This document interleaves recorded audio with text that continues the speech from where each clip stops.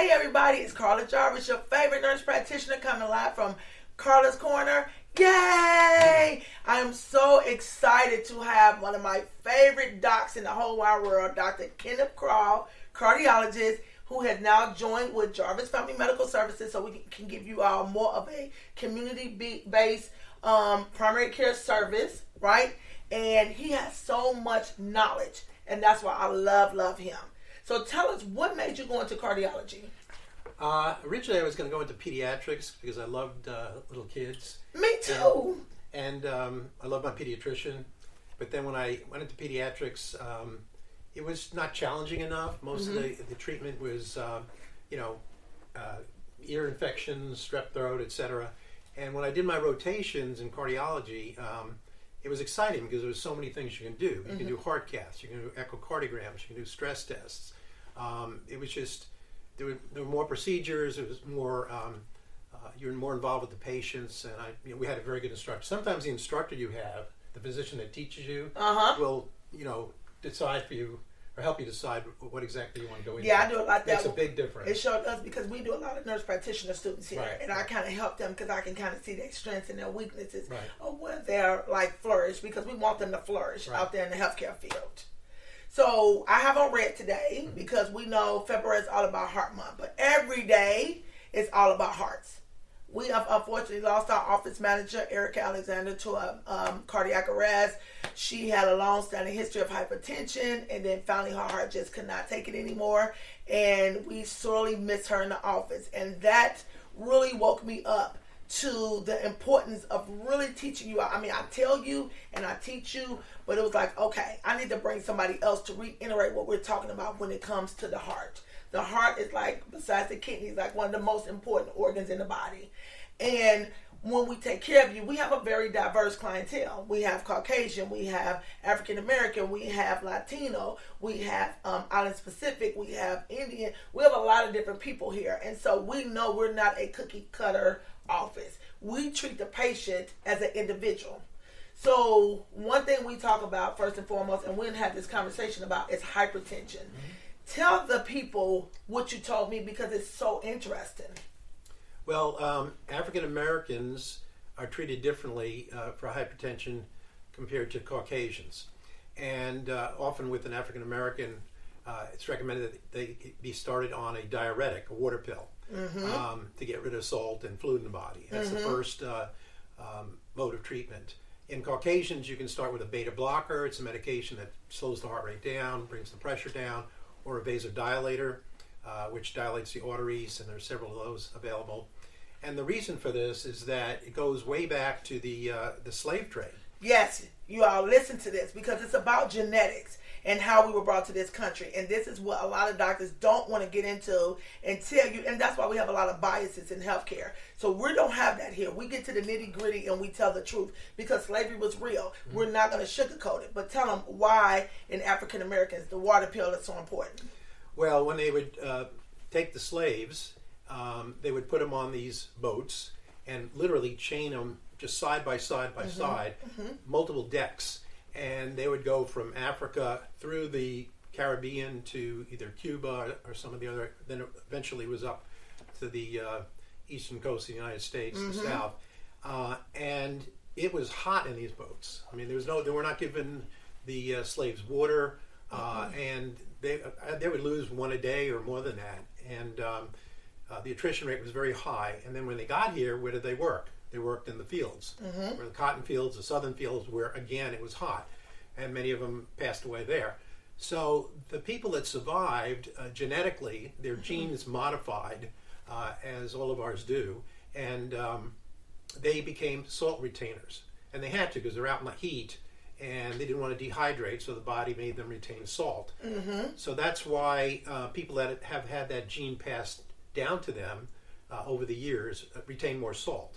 So the initial treatment for an African American patient would be to start them on a diuretic or a water pill to get rid of the excess water, salt restrictions in food, and putting salt on your food, and that would be the first method of treatment. Right. And so I know some people, like I know people in my own family, oh, I don't want to take it today, or I don't want to go to the bathroom all day. Yes, you do, because we want to reduce that fluid around the heart and in the body so that heart is not overacting, have to overwork, which then eventually will wear it out.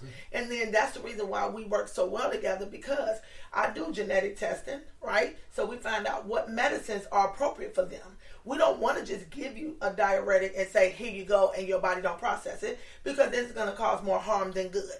So that's number one we do. We also find out what foods you all process so that we can tell you, okay, these foods are causing you more inflammation in the body, which is you're not getting rid of it by, oral or by defecation, which is going to the bathroom. It's just staying in the body, causing a whole bunch of inflammation. And don't nobody want to walk around with no big old gut. That's not sexy, people. And don't nobody want to walk around with your heart not pumping correctly, because that's not sexy. You can't breathe. You can't walk up and down the stairs. You get fatigued very easily. You can't spend time with your families or your loved ones.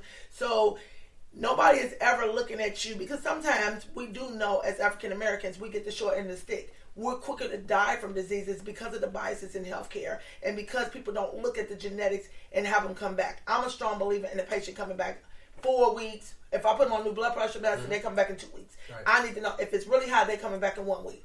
I'm not going to write you a script for 6 months to a year out and say, see you later, and not checking on you. Do you believe the same thing? Absolutely, yes. Yeah. And I loved how when you joined up with us, you brought in a 12-lead EKG, you brought in a 2-lead echo. What's the difference in the two devices that you use, the diagnostic tools? Well, an EKG is basically an electrical measurement of the rhythm of the heart. You can tell if the patient's in a normal rhythm or in a regular rhythm. You can tell if they're having skip beats, regular premature beats. You can also see if the patient is having abnormalities in the baseline, whether they have a strain on the heart. The echocardiogram is actually a sonogram, like they would do to check a fetus. It's the exact same machine, only they have a different probe that you put on the chest, and you can see the heart actually contracting.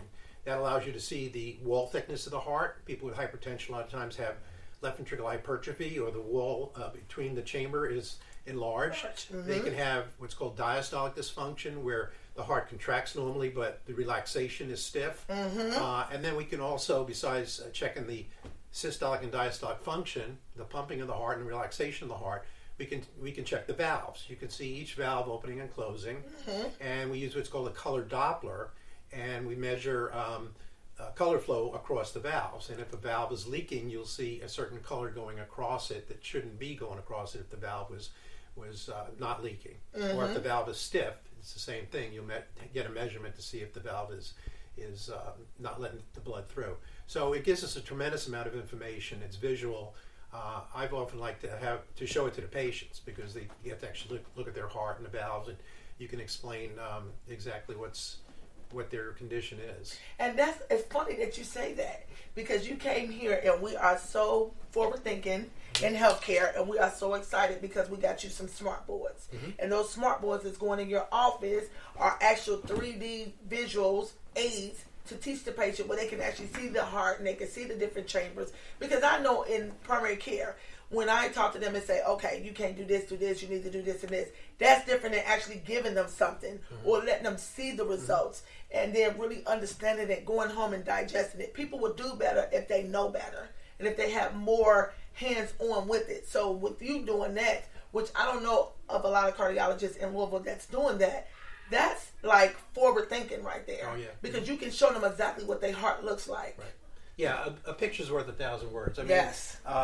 Some doctors will just come in and say, oh, you have this, this, and this, and your valve's not working, and out the door they go. And they don't understand nothing what they're doing. The biggest complaint about patients about doctors is that they don't spend enough time with them. They don't talk to them. They don't explain things. They don't listen to them.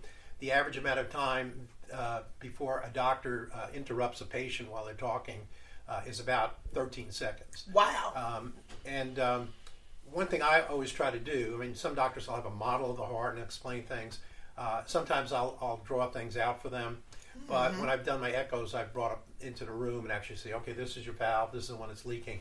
And when they actually get a visualization of what's going on, and that's what those boards will help do, it's so much different. You really understand what you're being treated for, what's happening. and I think that's going to be tremendous. Now, what I want to talk about too is we're talking about heart health.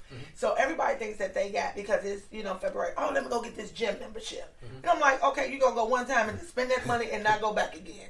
But they can do different things. Don't you tell them about, like, they can do some dancing, they can do Zumba, they can walk, they can play a Wii. Is the Wii still around? I don't even know. My kids love the Wii. But they can do things that's considered exercising, because all it is really doing the activity to get your heart rate up, right? Right. Yeah, you can do anything. I mean, just people that walk 2 miles a day, 3 or 4 days a week.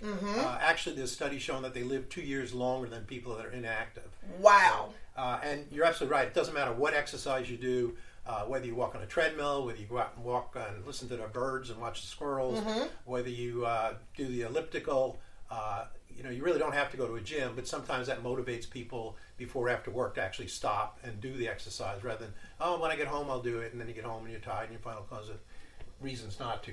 But it's not a specific type of exercise that's going to be better than another. The main thing, if you want to have aerobic exercise, it's to exercise to get your heart rate up to a specific level for your age and maintain it exercise for about 20 to 30 minutes, a minimum of 3 times a week.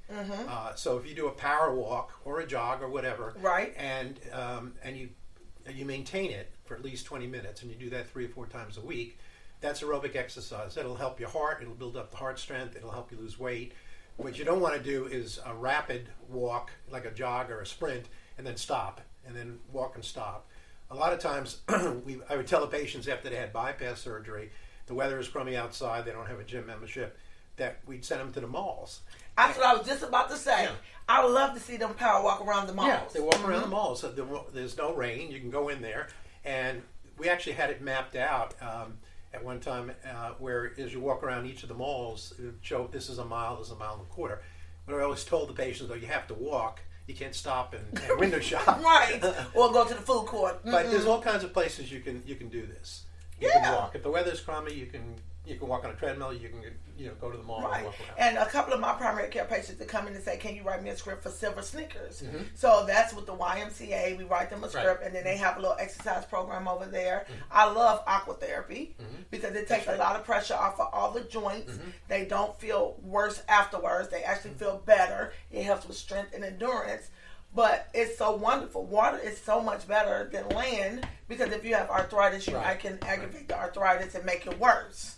Oh my God! So a lot of the patients that I have that are elderly do have problems. They have knee replacements. They have arthritis. So that's an excuse not to exercise. But water aerobics is really the way to go. So my mother just been diagnosed after she had a really major. She had a surgery. She developed blood clots. They went to her lungs. She developed a lot of fluid. She went into CHF, congestive heart failure. So a lot of people don't understand, or heart failure. They don't understand that terminology and what's going on. And they really don't understand the importance of weighing themselves every day and calling their provider if they gain 2 to 3 pounds in 24 hours. Right. Can you tell them what's the difference in hypertension and heart failure? Well, hypertension is just high blood pressure. Right. And if it's very, very high and not controlled, it can lead to heart failure. Yes. Heart failure, you'll hear somebody come in and say, oh, I went to the emergency room and they told me I had fluid around my heart. It's really not fluid around the heart, it's fluid in the lungs. There's multiple potential causes for that. You can have a weak heart that just can't pump the blood out and it backs up into the lungs. You can have high blood pressure, which is making it hard for the heart to relax, and you can have diastolic heart failure. But basically what happens is the little airways in the heart have little, very, very small capillaries, and the fluid and the blood circulates through that. And the air in the little airways, it's kind of like a sponge. The oxygen will cross over into the small blood vessels and oxygenate them. If the pressure goes up or the heart's weak, the fluid in those little capillaries go into the air spaces. They fill them up with water or plasma, and that's what heart failure is. You can't breathe. You're short of breath. The treatment then is usually you'll have weight gain, like you say, because the patient has been building up with fluid and salt. And the treatment is diuretics and other medications. But I always think of it as a sponge. A sponge has little airways, and if you stick it in the water, the airways become full of fluid. And if the airways are used to carry oxygen, and you put fluid in there, obviously you can't breathe. So That's basically what heart failure is. Yeah, and what I did with her, and I do with a lot of my patients, is a couple of the home health agencies, they do have a heart failure program. So then they bring in devices. They give the patient a scale. They give them a graduate, which is like a big old measuring cup. They have a nurse that calls them every day and notice that the weight is